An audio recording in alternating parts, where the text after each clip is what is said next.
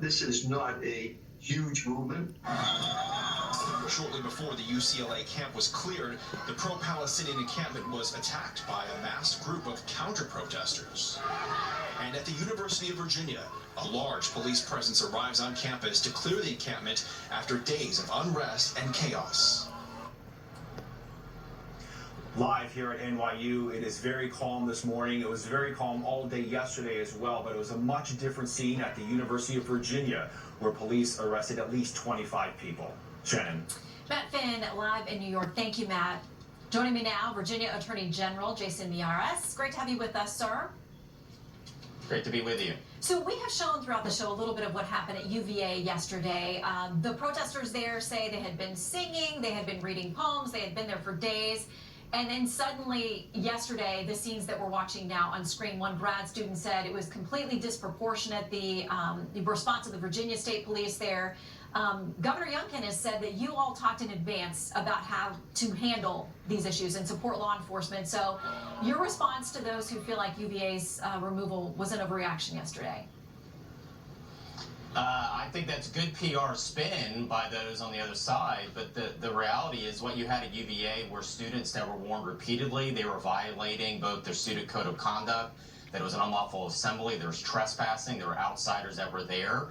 And after repeated warnings, when in fact the university police chief at UVA tried to do a wellness check and make sure there weren't weapons, these individuals blocked and surrounded them. They had to retreat. That's when they asked for the state police to intervene. And one thing I wanted to stress is Virginia is not New York. You have a very different governor, you have a very different attorney general, and we're not going to tolerate that. But when we had to send in the Virginia State Police, it meant, unfortunately, they were not dealing with our fentanyl crisis or human trafficking issues that we have a focus on. They had to deal with these students that instead of acting like adults, they acted like coddled children. They were ignoring repeated, and I mean repeated, requests to disassemble.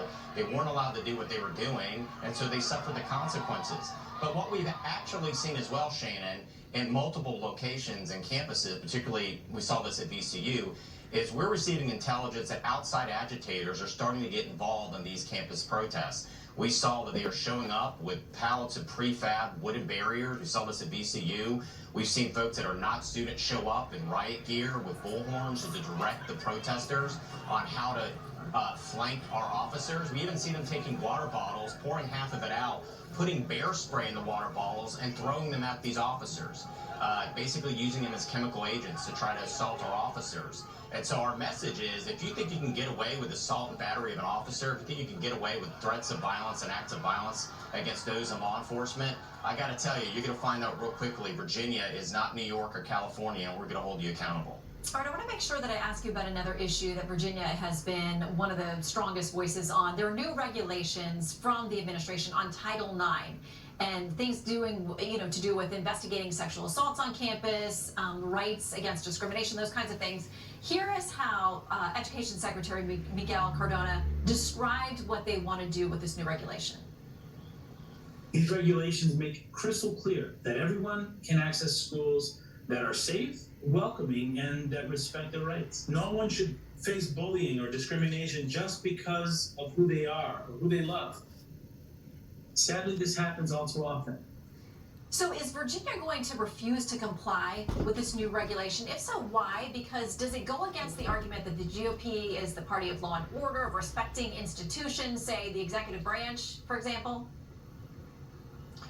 Well, first of all, these regulations don't go into place till August 1st. We've already joined Tennessee and several other states to get emergency injunctive relief on this. But this is a classic case of what the Biden administration does over and over again. They bypass Congress. They totally overinterpret their a mandate or a statutory mandate, and to interpret in a way it's never been viewed before.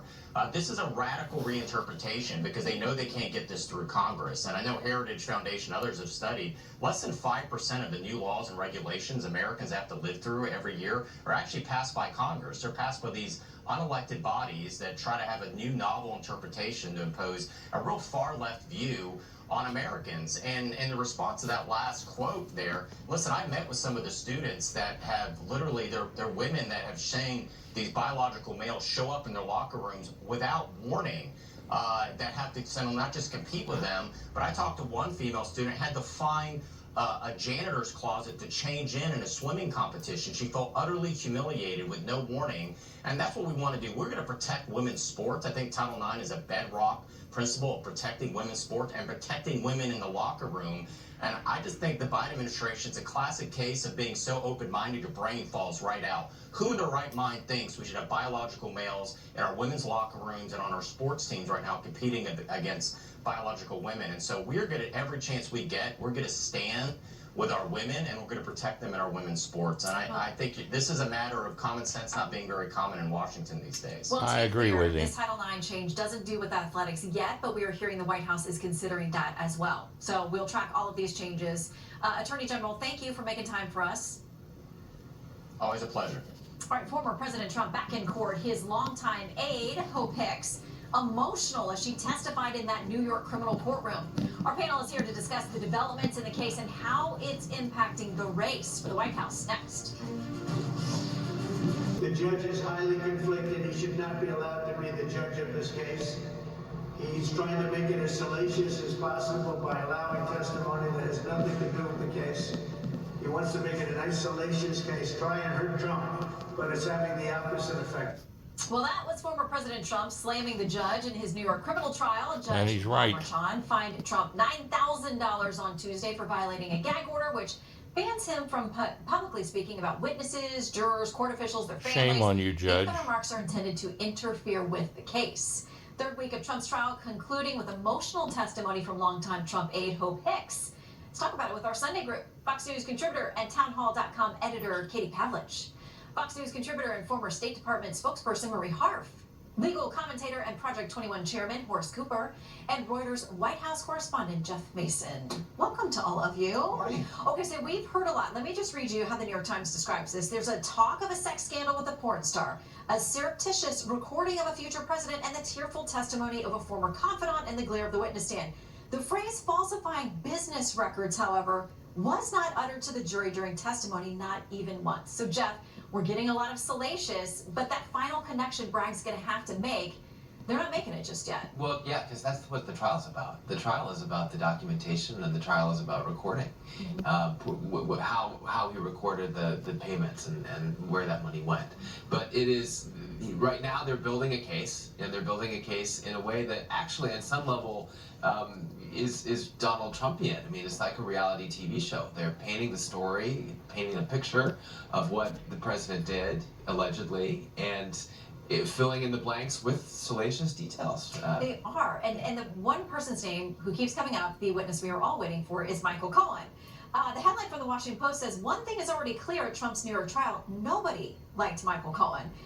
And yeah, Katie, that is who the prosecution is building their case on. He's got to be the key to connecting all of this. Well, and we've seen other legal experts make the argument that Donald Trump was simply taking Michael Cohen's advice, and how can you charge and convict somebody for taking advice from their attorneys?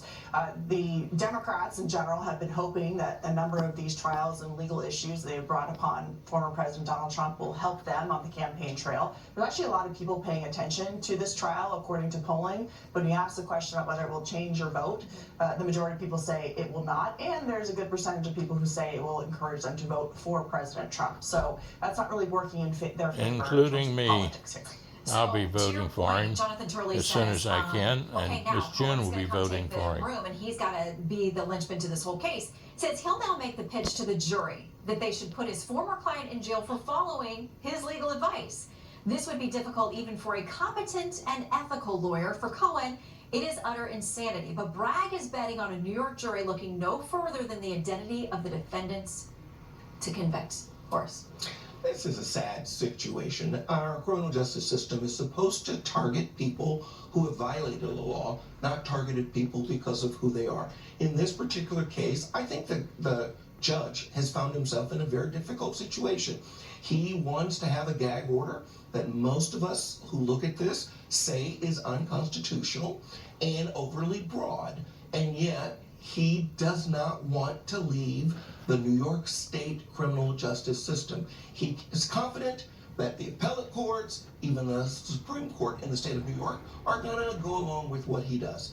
But if he abuses the gag order, he runs the risk that a habeas petition will allow this into federal court. So he comes up with $1,000 fines for a billionaire to try to control him. It is a sign that even he understands that unlike DC, unlike Florida, even unlike Georgia, there's a criminal justice system there where the appellate courts are watching and will enforce the law. That's not what we're seeing in New York. Well, and in his Right.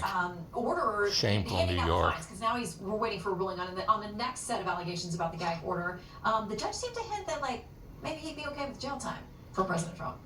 Look, if any of us were on trial and we were tweeting and talking about witnesses and judges and jurors the way Donald Trump was, we probably would have already been put in jail. Donald Trump is being given enormous leniency here because he's a political figure and because he's running for president. You know, Katie's right about a lot of the polling. There's another side of the polling, though, that I think is interesting on this. There are a lot of voters, particularly in the Republican primary, who said if he's convicted of something, that they would not ultimately vote for him. Or they at least consider Or changing they would their vote. consider changing their vote. And look, Democrats will tell you this is not the case. We necessarily want adjudicated before the election. I think voters should have the opportunity to have the January 6th case, the Georgia case that talks about trying to overturn the last election. We want voters to Oh have my all of goodness, that you're so information biased, before they young go to lady. the It's polls in November. ridiculous. And so this is a Anybody complicated can see case, but through what's what so you're interesting, saying. Shannon, is no one is saying that the facts didn't happen, that he didn't pay off a porn star because he had an affair with her. Well, that's The not illegal. question is, Right. the question, but that goes to a political question, right? That this reminds voters of the chaos of the Trump presidency. This reminds voters of the things that he was focused on. At the end of the day, it may not be criminal, we'll see, but it reminds voters that this is the kind of man they put in the Oval Office, and do they really want to do that again? Do we want 4 more years of Nonsense. this? I'd take him But I is don't that know. any the day job over of Joe our criminal Biden. justice system? It's a to separate remind question. American They're people? separate questions. separate Look, question. he's been indicted on over 80 criminal charges in a variety of cases because there was enough evidence to do so. That's the job of the criminal justice system. And now it's to the jury. Yeah. So we will stand by, but a lot more to come on the witness stand there before we get that far. Okay, This is Cable, all stick around. political. Up next, the Biden administration